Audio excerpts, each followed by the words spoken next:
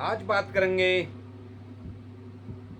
हाथरस मणिपुर मुकेश अंबानी की शादी, केजरीवाल की नीच अदालत से जमानत, उच्च अदालत से रोक, सुप्रीम कोर्ट। 4-6 मुद्दे हैं दोस्तों, बने रहिए, देखते रहिए और लास्ट तक देखिए तो कुछ समझ में आएगा। तो आप देख रहे हैं प्रेम फैमिली चैनल। वीडियो अच्छी लगती है तो शेयर और सब्सक्राइब जरूर करें, कमेंट बॉक्स में राय भी लिखें सही और गलत के लिए। तो दोस्तों सबसे पहले चलते हैं मुकेश अंबानी की शादी पे। जैसे मुकेश अंबानी के बेटे की शादी है तो लोग ये कह रहे हैं, जनता का ये नज़र में है, जनता का ये सवाल है कि नरेंद्र मोदी मुकेश अंबानी के बेटे की शादी में उनके लिए समय निकलता है, लेकिन मणिपुर जलता रहा। नंगी लड़कियां घुमा के उनके साथ रेप कांड, जहां तक कि फौजी जो देश की रक्षा कर रहा वो अपनी बीबी को नहीं बचा पाया, उसके साथ वो व्यवहार हुआ। उसको कितना बड़ा दुख होगा। हाथरस में इतना बड़ा कांड हो गया, एक शब्द मोदी साहब ने नहीं बोला कि ऑन कैमरा ही बोल देते।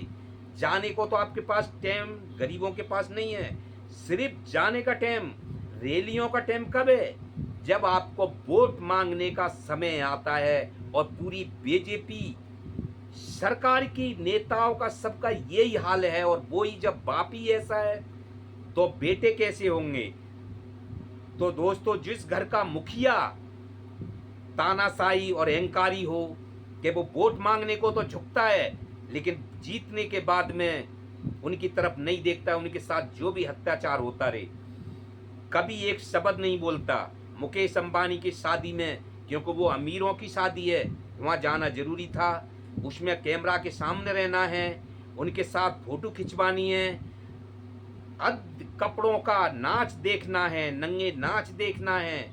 तो दोस्तों ये है मोदी सरकार का हाल। अब चलते हैं कहाँ पे? जैसे कि केजरीवाल कि ये मैं कहने का मतलब वो है मेरा, आप एक बार देखिए, सोचिए इस चीज के लिए कि आप उसमें जज एक दूसरे को थप्पड़ मारते हैं या उसकी इंसल्ट करने का काम करते हैं या अपने नंबर बनाने का काम करते हैं या फिर किसी के दबाव में काम करते हैं। तो क्या न्यायपालिका से ये उम्मीद लगा सकती है कि वहां भी उनके आपस में राजनीति हो रही है? देश में तो हो ही रही है राजनीति। सरकार के सत्ता में बैठी सरकार और विपक्ष पे जो दबाव चल रहा है, तो क्या इसी तरह उच्च अदालत नीच अदालत को एक दबाने का और उनका इंसर्ट करने का काम करते हैं? जैसे कि केजरीवाल को चलते मेन मुद्दे पे ट्रायल कोर्ट से न्याय बिंदु की बेंच ने केजरीवाल को जमानत दी।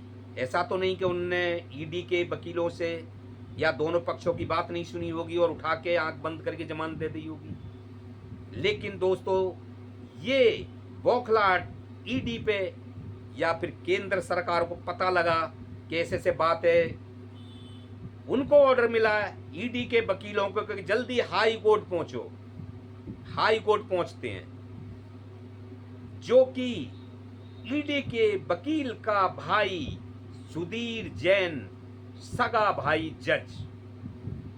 दोस्तों हाई कोर्ट में नीच अदालत का फैसला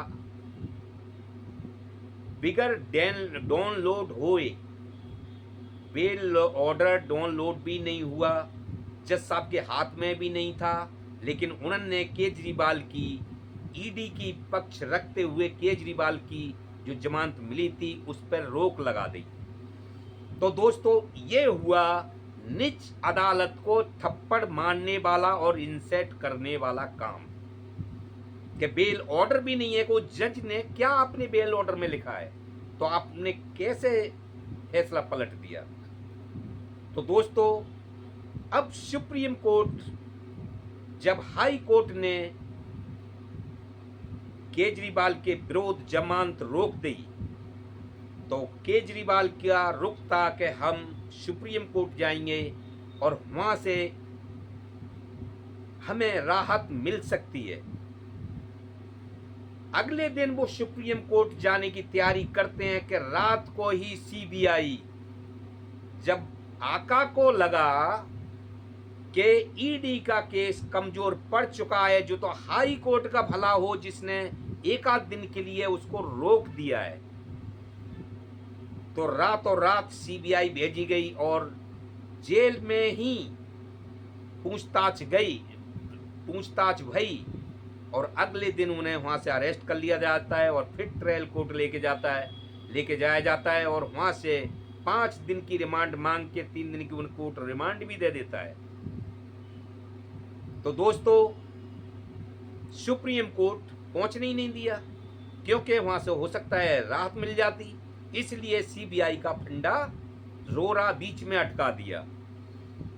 तो दोस्तों, मेरा कहने का मतलब ये है कि अगर नीच अदालत का, छोटी अदालत का फैसला बड़ी अदालत इस तरह पलटी मार देंगे, उनकी लाज फैसलों की नहीं होगी, तो फिर नीच अदालत खोलने का फायदा क्या है, चलाने का फायदा क्या है? फिर कैसे कोई विश्वास करेगा ट्रायल कोर्ट पे कि वहां से हमें बेल मिल गई है तो अगली पार्टी जाके हाई कोर्ट से फैसला रुकवा सकती है? तो कैसे विश्वास करेगी जनता या कोई किसी भी के लिए ले लीजिए, क्योंकि वो फैसला तो पलटी जा सकता है तुरंत के तुरंत ही, यानी मौका 8 दिन का भी नहीं मिलेगा, कोई डबल दूसरा एक्शन नहीं, उसी टाइम। तो दोस्तों, बिगर उसके बेल ऑर्डर को पड़े फैसला पलट देगा बड़ा कोर्ट, तो फिर छोटी अदालत को चलाने का और पैसा वेस्ट करने का क्या मतलब, देश की हानि करने का? जब एक दूसरे को नीचा दिखाने में जो राजनीति जजों के अंदर चल रही है, क्या वो भी किसी के दबाव में काम कर रहे हैं, या फिर मैं कानून पे और न्यायपालिका पे सवाल नहीं उठा रहा? कानून तो बहुत जबरदस्त है, अगर कानून के दायरे में काम करे, कुर्सी पे बैठा हुआ जज या किसी भी पद का अधिकारी, तो मजाल नहीं कि उन्हें कोई तोड़ पाए और उन्हें कोई लालच दे पाए।